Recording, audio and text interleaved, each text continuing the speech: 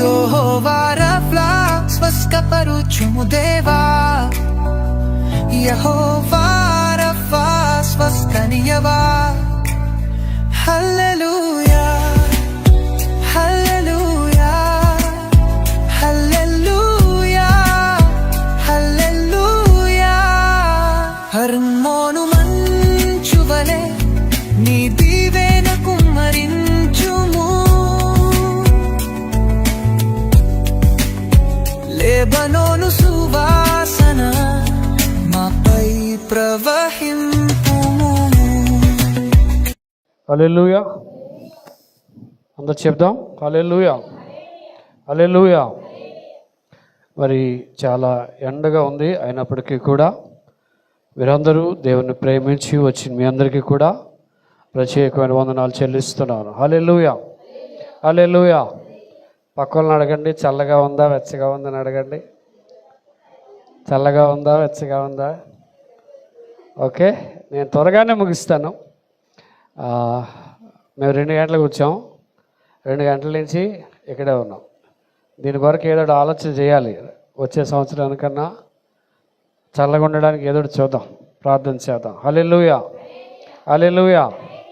రాత్రులు పర్లేదు కానీ పగలు పెట్టుకుందాం అంటే మనకు చాలా వేడిగా ఉంటుంది. సో ఆలోచన చేద్దాం. శుక్రవారం ఏ వాక్యం నేర్చుకున్నాం? అన్నిటికీ కర్త అయిన దేవుడని ఒక 9 విషయాలు మనం నేర్చుకున్నాం. దానిలో కొన్ని నేను టూకీగా చెప్పి వాక్యంలోనికి వెళ్తాను. దేవుడు అన్నిటికీ కర్త అనేటువంటి విషయాన్ని గత శుక్రవారం నేర్చుకున్నాం. అన్నిటికీ కర్త అంటే అధిపతి, పెద్ద పని చేయువాడు అని అర్థం. సృష్టికర్త అని పేరుంది, విశ్వాసమునకు కర్త అని ఉంది, రక్షణకర్త, న్యాయకర్త నుండి, సంరక్షణకర్త, ఆదరణకర్త, సహాయకర్త, ఇంకా చెప్పేశాను, నిరీక్షణకర్త. చెప్పండి, నిరీక్షణ. ఇలా 9 ఉంటాయి. ఒకవేళ మీకు ఎవరికైనా వాక్యం వినాలనుకుంటే బ్లెస్సీ ఛానల్లో పార్ట్ 1 ఉంటుంది. ఇప్పుడు నేను చెప్పేది పార్ట్ 2. ఓకే, ఈ వారం వీలైతే వచ్చే వారం కూడా ఇదే వాక్యం చెప్తాను, ఒక సీరియల్ వైజ్గా ఒక వాక్యాన్ని. అయితే మొన్న నేను చెప్పాను, కర్త అనేటువంటి మాట దేవునికి ఉపయోగిస్తారు, సాతానికి ఉపయోగిస్తారు, మనుషులకి. ఎవరెవరికండి? దేవునికి, సాతానికి, మనుషులకి, అన్నీ ఉన్నాయి. మీకు అధిపతి అని చెప్పినప్పుడు యేసు ప్రభువారికి అధిపతి అని పేరుంది, సాతానికి కూడా అధిపతి అని పేరుంది. వారు వాయుమండల అధిపతి అని ఉంది. ఈరోజు సాతాను గాడికి ఉన్న కర్త ఏంటో చూద్దాం. నహూము గ్రంథం 2వ అధ్యాయం 1వ వచనం. నహూము గ్రంథం 2వ అధ్యాయం 1వ వచనం. పేజీ నెంబర్ చెప్పండి ఎవరైనా. నహూము గ్రంథం 769వ పేజీ చూడండి. నహూము గ్రంథం 2వ అధ్యాయం 1వ వచనం. లయకర్త. చూడండి, వీడికి ఇక్కడేముంది? లయకర్త. ఎవరండి? దేవుడికి ఏం పేరుంది? సృష్టికర్త. వీడికి ఏం పేరుంది? అంటే ఇద్దరు కర్తలే. మీరు గుడి ఉంటే గుడిలో ధర్మకర్తలు అని అంటారు. విన్నారా పేరు ఎప్పుడైనా? ధర్మకర్తలు. ఇప్పుడు దేవుడు కర్తగానే ఉన్నాడు, సాతానుడు దెయ్యము కూడా కర్తగానే ఉన్నాడు. మీకు బాగా అర్థం చెప్తాను. శాంసంగ్ మొబైల్స్ ఒరిజినల్ వస్తాయి, డూప్లికేట్ చైనా మొబైల్స్ వస్తాయి, సేమ్ సాఫ్ట్వేర్. కానీ తేడా ఏంటి? అమ్మా చైనా ఫోన్ బేగా పోతుంది. దానికి ఉన్న స్టాండర్డ్ దీనికి రాదు. కానీ డూప్లికేట్ ఒరిజినల్ ఉన్నప్పుడు డూప్లికేట్ కూడా వస్తుంది. నేను ఒకసారి పెనాసోనిక్ కెమెరా కొనాలని వెళ్ళాను. యాక్చువల్ అప్పట్లో పెనాసోనిక్ కెమెరా 10,000, మామూలు ఫోటో కెమెరా 10,000. అయితే బీచ్ ఒడ్డుకి స్మగుల్ గూడ్స్ అని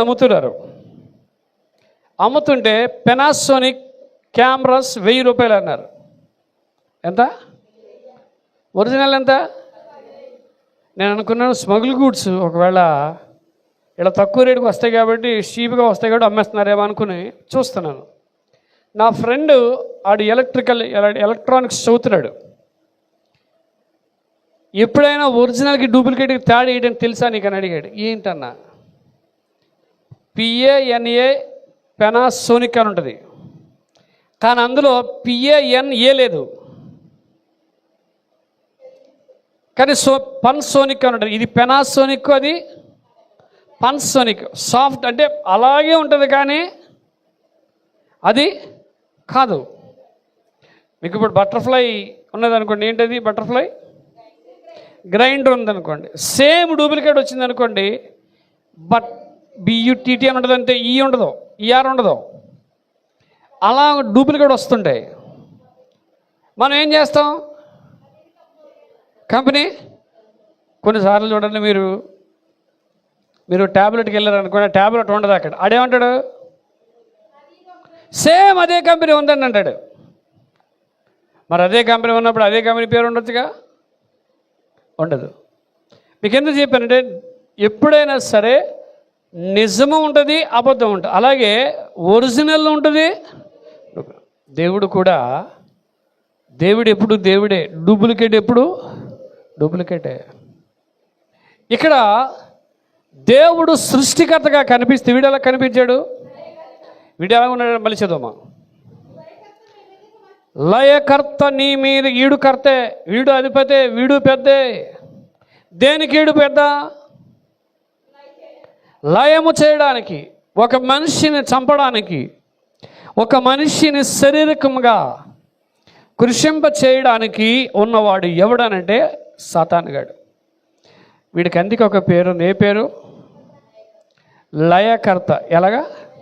బైబిల్లో సాతానుగుడికి ఉన్న పేర్లు చెప్పండి. అబద్ధానికి జనకుడు,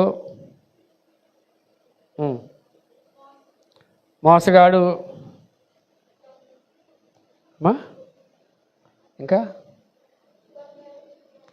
దొంగ, అంతేనా? సాధారణ పేర్లు అవేనా? గర్జించు సింహం. కానీ గర్జించు సింహం వాడు ఎవరిని మృంగుదునా అని సింహంలో వస్తాడు. వీడికి చాలా పేర్లు బైబిల్లో ఉన్నాయి. అపవాది. ఏం పేరు నీ పేరు? మరి చెప్పారా మీరు? చదవలేదా? అపవాది. ఇందులో ఒక టైటిల్ వీడికి ఇచ్చారు. ఏంటిది? లయకర్త. ఏ కర్త? అంటే భూమి మీద ఏదైనా లయము చేయగలిగిన వాడు వీడు. కానీ దేవుడు అలాంటివాడు కాదు. దేవుడు లయం చేసేవాడు కాదు.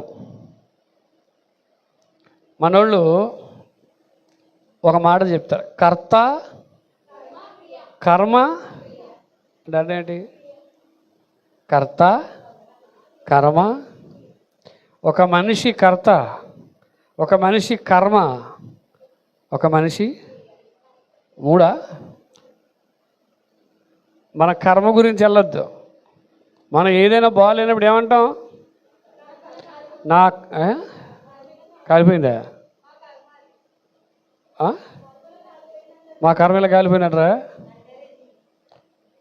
సో బాగా జనాల్లో ఇది ఉంది క్రియ.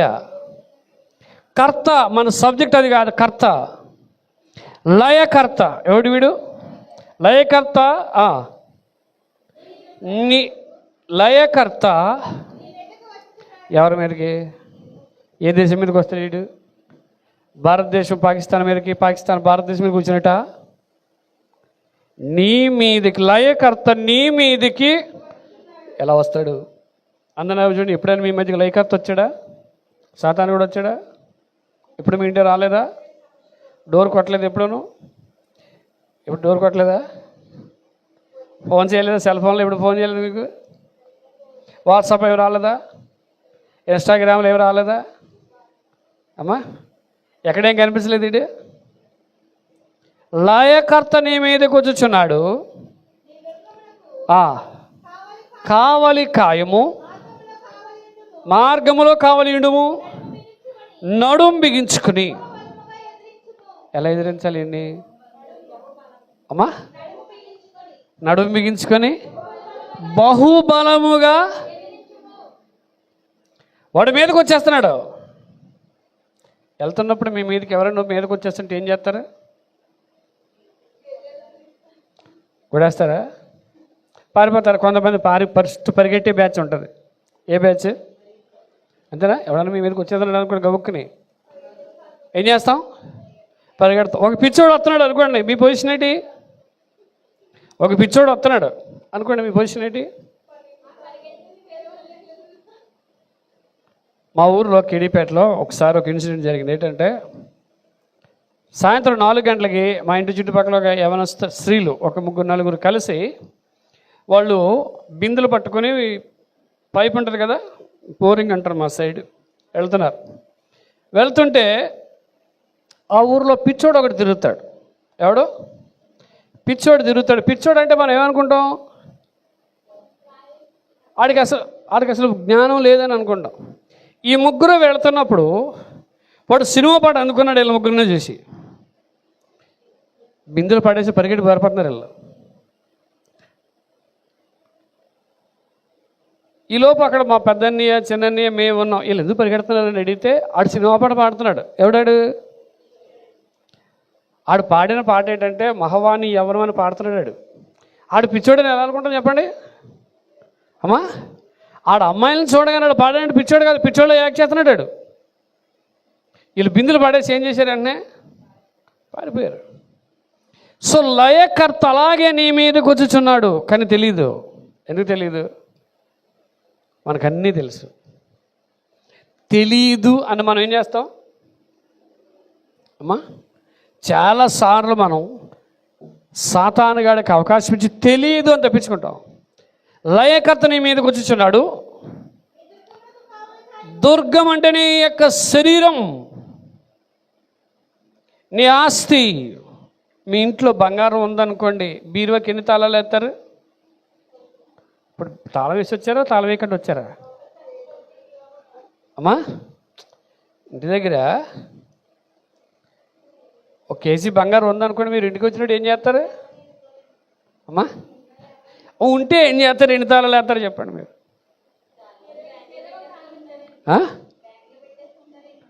సరే, చెల్లిగారు చెల్లెమ్మగా అంత తెలివైన వాళ్ళు కేజీ బంగారం ఉంటే అంటే ఎక్కడ లాకర్, అంతేనా? వేసేది భయం. ఇంట్లో ఉంటే దొంగలే దిగులిపోతారు, ఎక్కడ పెడతారు? బట్ తెలివైన వాళ్ళు అంటే బాబు, మనకి మీకు అనుకోకూడదు కానీ డబ్బు రాగానే బ్రెయిన్ ఆటోమేటిక్ ఎలా పరిగెడుతుంటుంది? ఎక్కడ దాచేయాలి కదా? ఇప్పుడు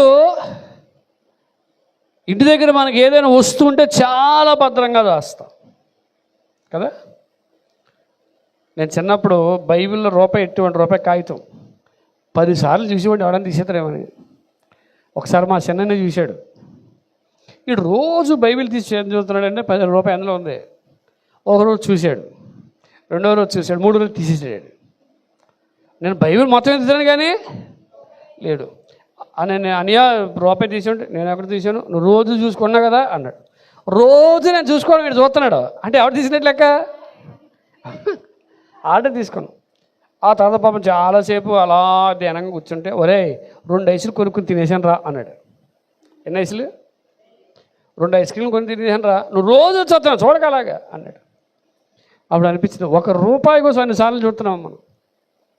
భూమి మీద దేవుడు చెప్తున్నాడు, లయకర్త నీ మీదకి వచ్చుచున్నాడు, నీ దుర్గమును అంటే నీ శరీరం, నీ శరీరాన్ని చాలా జాగ్రత్తగా ఏం చేయాలి? చాలామంది ఆ దుర్గమునకు కావలి కాయలేక, మొన్న 5వ తారీఖు నైట్ ఇక్కడ పొలమూరులో పేపర్ మిల్ ఉంది. ఆ రోడ్డు చాలా చిన్న రోడ్డు. రాత్రి 10 గంటలు దిగి ఒక అబ్బాయి డ్యూటీ నుంచి దిగి వెళ్తున్నాడు. ఈ టర్నింగ్కి దానికి చాలా దగ్గరగా ఈడు స్పీడ్గా వచ్చాడు, ఆడు స్పీడ్గా వచ్చాడు తెలియదు. ఇద్దరు గుద్దేసుకున్నారు. ఈరోజు వాళ్ళ పరిస్థితి ఏంటంటే, ఒకటి పరిస్థితి రేపో మాపో, ఒకడికేమో 2 కాళ్ళు ఇరిగిపోయినాయి. ఆడిక్కడి నుంచి రోడ్ అంత దూరం వెళ్ళలేదు, ఆడి అన్స్పీడ్ వెళ్ళి ఉంటాడు, అవతలడు ప్రాణాపాయం. ఈరోజు మరణాలు మనము కాచుకోవాలి. నీ దుర్గమునకు కావలి కాయమంటాడు. నీ శరీరానికి వాచ్మెన్ ఎవరు? సెక్యూరిటీ గార్డ్ ఎవరు? నీ శరీరానికి సెక్యూరిటీ గార్డ్ ఎవడు? మీకు ఒంట్లో బాగాలేదు అనుకోండి, జ్వరం వచ్చింది అనుకోండి, చికెన్ తింటారా? టైఫాయిడ్ జ్వరం వచ్చినప్పుడు నేను ఇప్పుడు ఇంటికి వెళ్ళి చికెన్ తినేదాను, రాత్రికి మటన్ తినేదాను అంటారా? తినచో ఏమవును అమ్మా? తినచో పరదేశమో పాడవలను, అంతేనా? టైఫాయిడ్ వచ్చిందంటే మనం ఆటోమేటిక్గా తిన్నామంటే పచ్చకామలు తర్వాత కిడ్నీ కొడుతుంది, అయిపోయింది, ఇంక ఏం లేదు.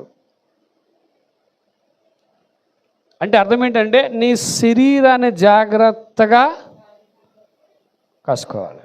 నీ దుర్గమునకు కావలి కాయము, మార్గములో ఎక్కడండి చెప్పండి? ఎక్కడ మార్గం అంటే ఎక్కడ?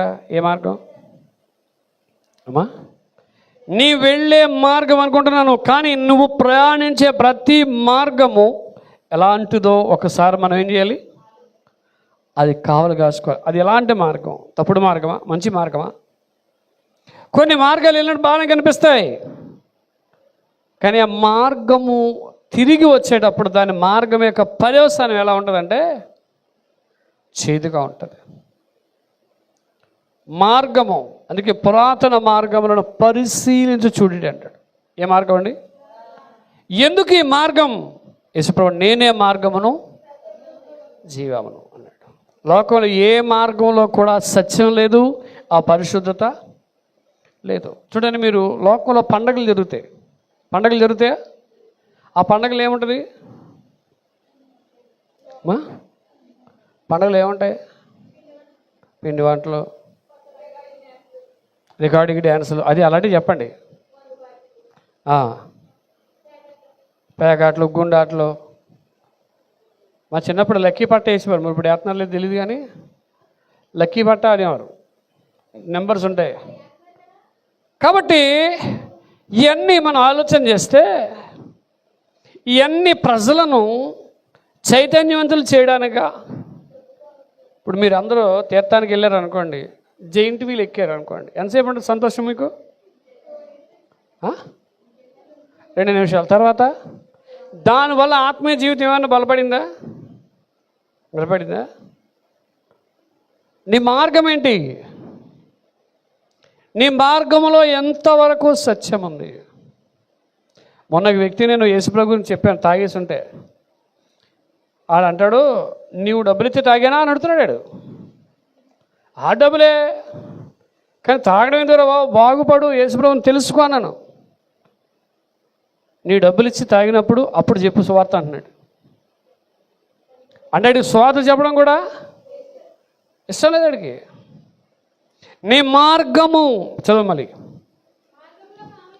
కావలి ఉండుము, నడుము బిగించుకొని. ఏం బిగించుకొని అమ్మ? అందరికీ నడుము ఉందా?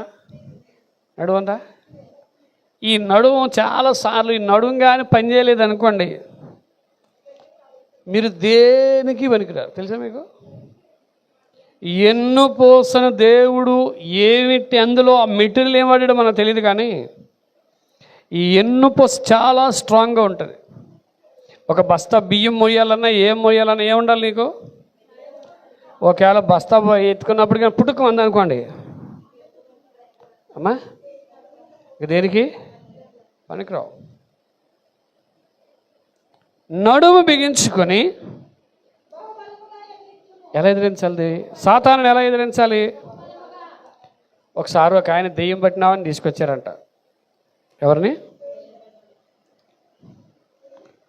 దెయ్యం పట్టినామని తీసుకొస్తే అటు తిరుగు. ఇప్పుడు దెయ్యాన్ని ఎలగొట్టాలి. ఏం చేయాలి?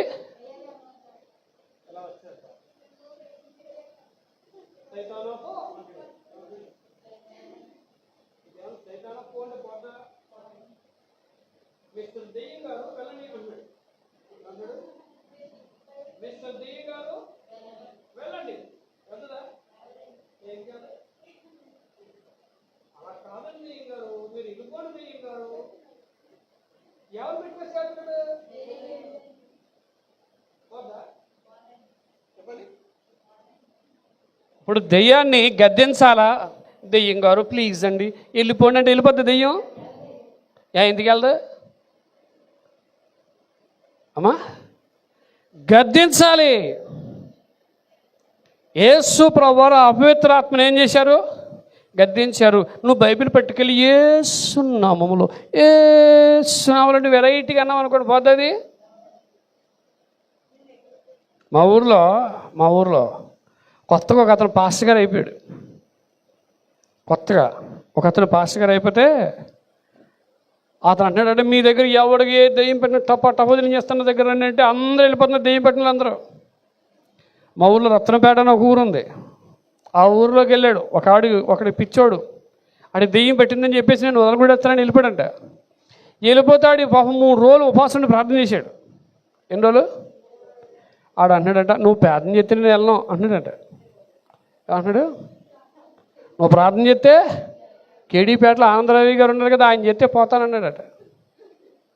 ఎక్కడ? కేడీపేటలో ఆనందరావి గారు ప్రార్థన చేస్తే పోతాను, నువ్వు ప్రార్థన చేస్తే పోను, నీ ప్రార్థన పని చేద్దాం అన్నట్టు. ఆయన ఏం చేసి తెలిసి అంటే ప్రార్థన ఆపేసి ఆయన సైకిల్ మీద ఎక్కించుకొని తీసుకొచ్చాడు. ఎక్కడికి? మా నాన్నగారింటికి. మేము భోంచేస్తున్నాం. అయ్యగారండి మీరు ప్రార్థన చేస్తే పోతాడని, ప్రార్థన చేయండి టప్పని పోతాడు.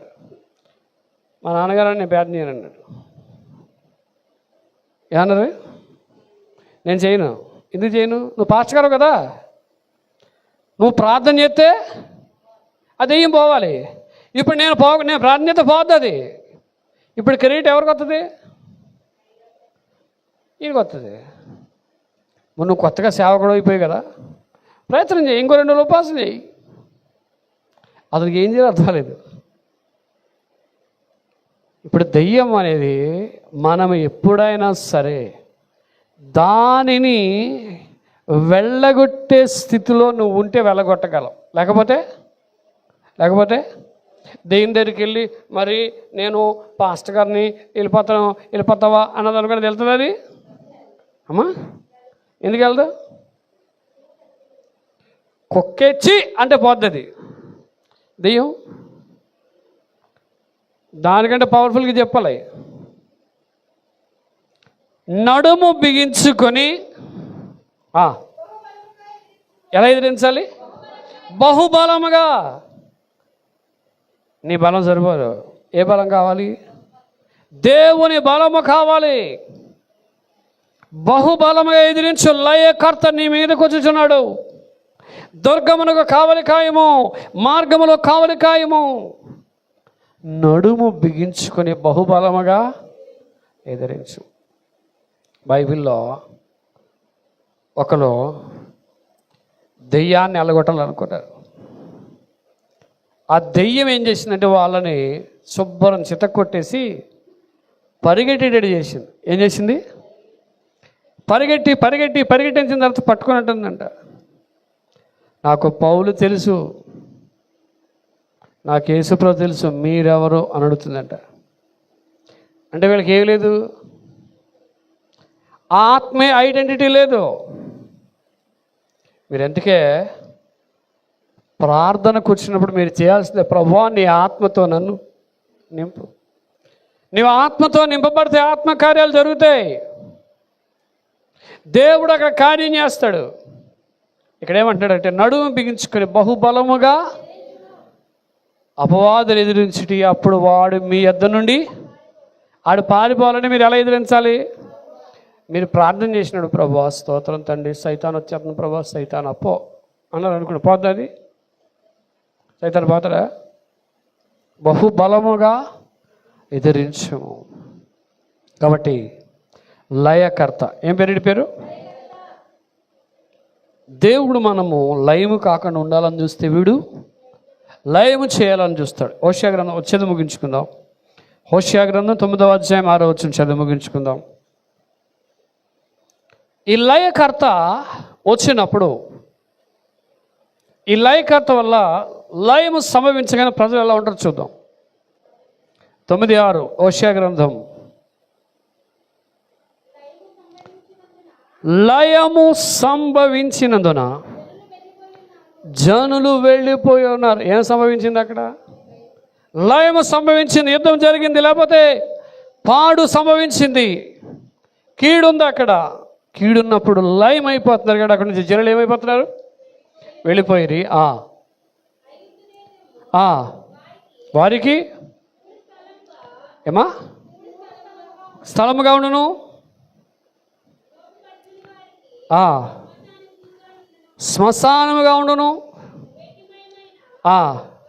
వారి ఆవరించెను ముండ్లకంప. చూడండి, లయమైపోయే స్థితి వల్ల వాళ్ళ దేశాలు శ్మశానంగా మారిపోతున్నాయి. ఎలాగా? శ్మశానం.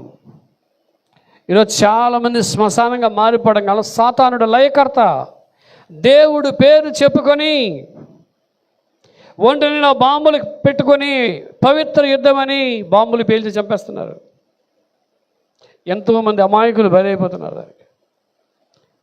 దానికి ఒక పేరు పెట్టుకున్నారు, పవిత్ర యుద్ధం. ఒంటి నిండా బాంబులు ఆడు చచ్చిపోతున్నాడు, ఇంకొకరిని ఏం చేస్తున్నాడు? 10 మందిని నాశనం. సాతానుడు చేసేది ఏంటంటే నాశనం. ఈరోజు క్రైస్తవ్యం చేసేది ఏంటో తెలుసా? ఒక వ్యక్తిని బ్రతికించాలనుకుంటే వీళ్ళ దేవుడు పేరు చెప్పి ఒంటి నిండా కట్టుకొని బాంబులు కట్టుకొని చంపేస్తూ నాశనాన్ని పోగు చేస్తున్నారు. సాతానుడు లయకర్త వాడు.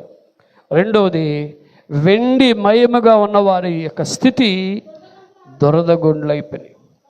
అంటే అర్థం ఏంటంటే, దురదగుండ్లు అంటే అర్థం ఏంటంటే అదొక రోగం, జబ్బు.